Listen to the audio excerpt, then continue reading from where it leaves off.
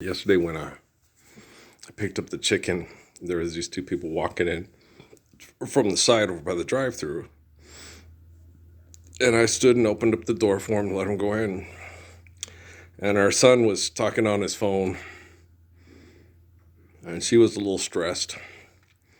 As they live in the ghetto barrio parts, she was different than the lady that, at the checkout line. You gonna pay for my groceries? Yeah, I already paid for your fucking groceries 2025 years ago in the Roman Empire. I wanted to walk away, but the spirit of myself in the future said, you can't. You're the only light I have to live in the kingdom of heaven. So go let him crucify you. But I didn't do anything wrong. I know you didn't do anything wrong, but you're the only thing that is right that can save us from the wrong that I have to live in, Jesus, is what I had to tell Jesus in Sierra Vista. Right? And the people you're saying, yeah, I'm saying me and him are the one. We share the same spirit. Okay? Grandma Kramer's line, Ruth's line, okay? Jewish peddlers, right? And so when I sat and talked to that lady, because I was still upset about that other lady, you gonna pay for my groceries? Pay for your fucking groceries. Just go fuck Caesar, okay? He'll give you money, then you can pay for your fucking groceries. Okay? When you want to be loved by David and Solomon, stand up for the Lord's Prayer. You don't have to give me a call. I don't have a fucking phone. Okay? I have a phone. It just doesn't have a number to it. Ain't got no money on it. Right? Like I can't pay for fucking groceries. So I said to one lady, I said, when you get somebody like me that talks to you, I'm going to talk to you about what's important. I'm going to talk to you about you. And she started to cry. She had Mikey's and Steffi's and Patrick's hazel eyes, She was a Mexican lady, but she had those real sparkling hazel eyes. They can get you everything you want and everything you don't want. Get you out of a traffic ticket, but then you have to go have sex in the back of the police car to get out of it. Those kind of eyes, The eyes that tell stories of sorrows more than you can express. She was very sad. She started to cry. And I was, oh, baby, I didn't say that, but I'm thinking, so I'm like, okay, I'm just going to. And I said, you guys want to go? No, we're still making up our minds. I said, okay, I'll go up in order. Then I talked to her son because he sneezed, and I said, salute. I said, we Germans, thought that the soul leaves the body because the heart stops, which is not the case. And the Spanish, salute for your health. And, it's getting crap out to keep you healthy. So it's probably more proper, more intelligent way of saying it. She laughed. She said, bye. And I went by the door and told her, I said, hang in there. The way the technology is today, any day, any time, worldwide, we could be living the applied physics, the actual applications of the Lord's Prayer, okay? And the whole life will change. And we got really good people working, we got, people, right, the right people working on it, right? And so she, okay, and, well, that's just a tale of two ladies, and that's just David Rockefeller in a nutshell. You watch TV. Thank you for your service. Oh, these first responders. Oh, these TV shows. Oh, they work. The guy scores a touchdown. All heart, huh? Did he get crucified so you could live the Lord's Prayer? I don't want to fucking hear about heart. Somebody getting the goddamn ball into the end zone for a big bag of fuck money. You gonna pay for my groceries? Right. I was honored to do that for both those ladies. I was honored to talk to them and share the Gospels with them and let them respond. Okay? That lady reminded me a lot of Vanessa, Deja's mommy, right? And I still have a crush on Vanessa, okay? And they were radically different people. Vanessa was very hard and raised in the streets, and it was hard and all that. And Deja was like she's a little Mexican white girl. She's a Mexican white girl. Oh my gosh, she's such a slut bag. It's like, pinche puta, her mom's like that, pinche puta. Okay. But Deja's all, oh my gosh, white girl from TV, Valley girl. And the reason why is because of the way Vanessa spent her life trying to protect her from the bullying. Okay. And so Deja was able to be, oh my gosh, Deja was cute. She's like, reminded me of Natalie and my girls, doopy doopy doo. But Vanessa was not. She was the exact opposite. And then when she told me that, she goes, no, I'm not good enough to date somebody like you. Or, I've been to jail and I did bad things and I'm a bad person. I said, you're not a bad person.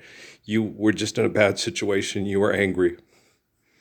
Oh, I was always pissed. Okay. I took on the Klan. I took on the gangbangers. I took on the jocks in Arizona. Here it was the military. It was high concentration of the military. In Arizona, the bullies were the jocks. In Cruces, no. The jocks were scared of you don't fuck with the fucking drug gangbanger. I have a cousin in Juarez that will stab you and kill you for $5. So you don't bully if you're a jock in Las Cruces. Some Mexican will have their cousin come fucking kill you at the park. Okay? So they don't have the luxury like in Phoenix to be bullies. Okay? Or one of the kids in the projects will have their family come from Juarez and kill them and go back to Mexico.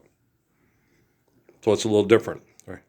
And I didn't have trouble with the me and the Barrio boys were, static, don't start none, won't be none. It's all good. Okay, bro, respect, because it's about respect. I don't want your drugs. I ain't gonna sell your drugs. Don't try to sell your drugs to anybody I know. I can appreciate that. Your old man will kill me. Yeah, he will. Okay. They all knew that too. They're all scared of my dad. No, his dad has a gun and he will kill you. He will use it and he's good with it, right? And then you take that on and he's a good American citizen, so just don't do it, right? It was way different than a jock getting himself killed because he shows up at the park and tries to get pussy at the park and all that shit. No, my dad, no. Dad was friends with Mr. Swank's buddies, And they were, yeah. The Mormon church and Mr. Swank's people, yeah, they were all, connected. And it's just the way it is, like when you go to prison. Like Derek had to be with the skinheads, and then the only thing that kept himself from the skinheads was the black guy, and stuff. It's shit like that. Like they say, that didn't really happen with me when Larry and Daryl did that. I'd have been legend, but I still would have ended up at Springer. Because I'd have kicked all the cops' asses and all the little trainees. Like, what the fuck just happened? I don't know, but somebody call PD. Mr. Sellers, Joe's dad, could you help me here? These redneck fucking KKK training motherfuckers. They tried to pick me up. They took me out to the desert. What happened to this? There's 4 dead people here. They had guns, sir. They brought guns. Like I told Edna's baby daddy, You better know what you're doing and you better snipe me because if you bring the gun to kill me, I'll use it to kill you. And he just went, fuck. You better know. All right, so you just better be a pussy and snipe me. Okay, Lee Harvey Oswald. Okay, Sirhan. You be a pussy and snipe me.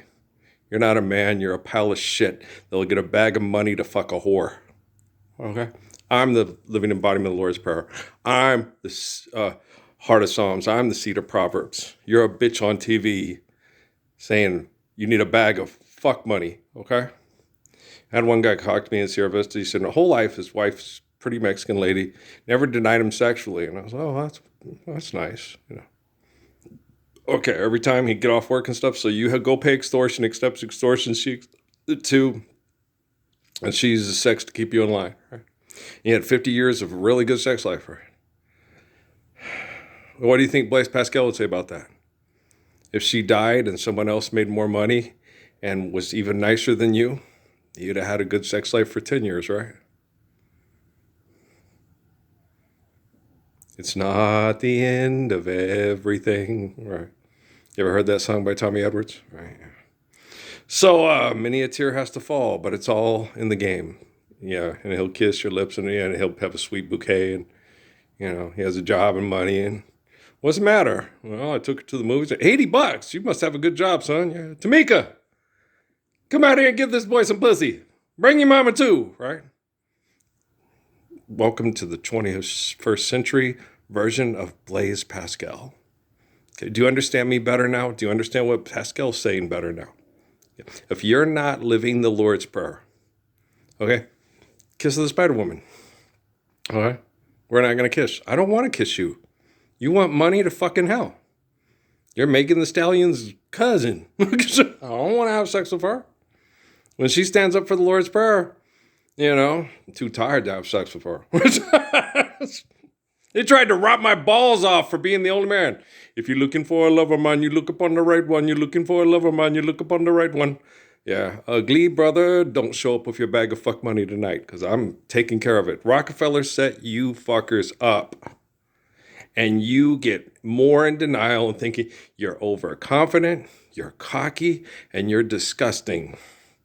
And you think you have control over the technology.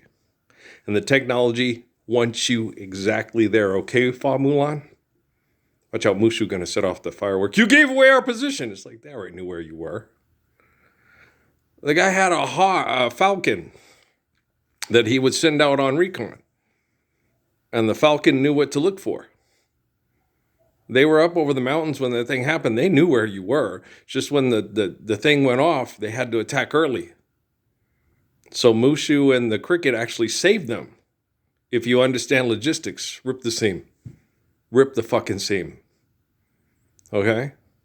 So they had more time to react and get away when they came down the thing. Okay? When you get them right on, you don't shoot till you see the whites of their eyes. You got to think like a Mongol. Or you can think like a goose. Okay? But do you understand? You ever watch a movie, give away your position? They knew where you were. They were watching you the whole fucking time. Okay? You don't know how to recon. Just rip the fucking seam, okay? See the safety? Okay. Nobody can throw that far hard. That's like me with passing. Mine, the passes were perfect. Okay? Nobody has to throw as hard as John Elway. Now, I couldn't throw as far as John Elway or Tom Brady, okay? But I could throw better. Okay? I threw it right where you needed it, right where you could catch it. Okay?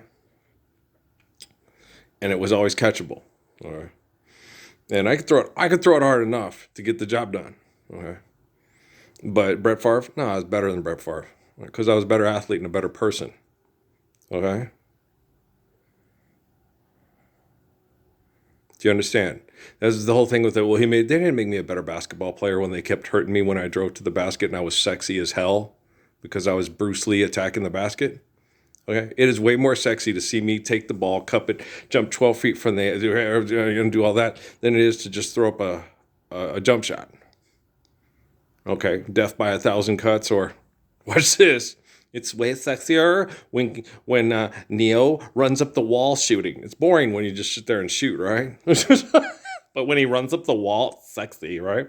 And so they didn't make me a better basketball player. They just made it to where I had to shoot from the outside to win because they would cheat to win. You think like a bitch, don't you? I'm going to rip your seam, motherfucker. Do you understand me? When you know you're a better athlete than the people on TV that get billions of dollars and get with military people, here's what you're going to do. You can't stop me. Okay. Boys don't hit back. I quit because you suck because you'll do anything to get that bag of fuck money. Okay? Captain, oh my captain. Yeah, that's a good poem. Isn't it though? If, yeah. Mom had those boxes, the book of poetry. Captain, my captain, and if. If was her favorite. If you can do all this, then you're a man, my son. You ever read that one? Yeah, that was my favorite, mom's favorite poem. That's one she used to read to me all the time. So this is your poem, Earl. It's like, okay, Mom.